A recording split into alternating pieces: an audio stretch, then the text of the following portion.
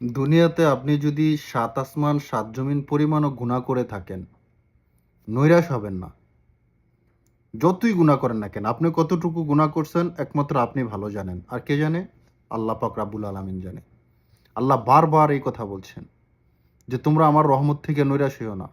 যদি তুমি সাত আসমান সাত জমিন পরিমাণ গুনাহ করো আর আমার কাছে একবার খাস দিলে এই কথা বলো, আল্লাহ তুমি আমারে মাফ কইরা দাও।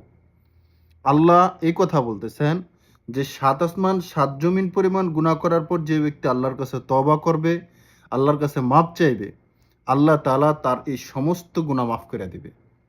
শুধু তাই না, সমস্ত গুনাহগুলোকে নেকি দ্বারা পরিবর্তন করে দিবে। সুবহানাল্লাহ। এজন্য ভাই, গুনাহ যতই করেন, ইচ্ছা অনিচ্ছা যত গুনাহ হইছে, নৈরাশ হবেন না। খাস দিলে তওবা করুন, ইনশাআল্লাহ আল্লাহ মাফ করে দিবে। ইনশাআল্লাহ।